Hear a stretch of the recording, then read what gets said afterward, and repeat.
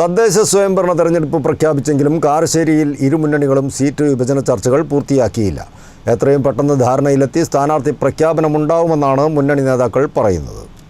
തദ്ദേശ സ്വയംഭരണ തെരഞ്ഞെടുപ്പ് പ്രഖ്യാപിച്ചെങ്കിലും കാരശ്ശേരി ഗ്രാമപഞ്ചായത്തിൽ ഇരുമുന്നണികളുടെയും സീറ്റ് വിഭജന ചർച്ചകൾ പൂർത്തിയായിട്ടില്ല. UDF സീറ്റ് വിഭജനം പൂർത്തിയായെങ്കിലും കുമാരനെല്ലൂർ ബ്ലോക്ക് ഡിവിഷനെ സംബന്ധിച്ച പ്രശ്നം ചർച്ചകൾ വഴിമുട്ടി നിൽക്കുന്ന അവസ്ഥയിലാണ്. നിലവിൽ UDFിലെ റീന പ്രകാശ് മത്സരിച്ച് പരാജയപ്പെട്ട ഡിവിഷനാണ് കുമാരനെല്ലൂർ. ഇത് ഇത്തവണ ലീഗിന് നൽകിയതുമായി ബന്ധപ്പെട്ടാണ് UDFിലെ പ്രശ്നം. പഞ്ചായത്തിലെ കോൺഗ്രസ് നേതൃത്വം ഈ തീരുമാനം അറിഞ്ഞില്ലെന്നാണ് പറയുന്നത്. കീഴ്ഘടകങ്ങളോട് ആലോചിക്കാതെയുള്ള തീരുമാനത്തിനെതിരെ DCCക്ക് പരാതി നൽകിയിരിക്കുകയാണ് കോൺഗ്രസ്. മുൻ MLA UC രാമന്റെ നേതൃത്വത്തിൽ പഞ്ചായത്തിലെ കോൺഗ്രസ് നേതാക്കൾ ചർച്ച നടത്തിയെങ്കിലും തീരുമാനമായില്ല. ഇതേച്ചൊല്ലി പഞ്ചായത്തിലെ സീറ്റ് ചർച്ചകളും വഴിമുട്ടി നിൽക്കുകയാണ്. ലീഗാണ് ബ്ലോക്ക് ഡിവിഷനിൽ മത്സരിക്കുന്നതെങ്കിൽ പഞ്ചായത്ത് മുസ്ലിം ലീഗ് സെക്രട്ടറി സലാം തേക്കുംകുറ്റിക്ക് നറുക്ക് വീഴാനാണ് കൂടുതൽ സാധ്യത. ഇടതുമുന്നണിയിലും ചർച്ചകൾ സജീവമാണ്.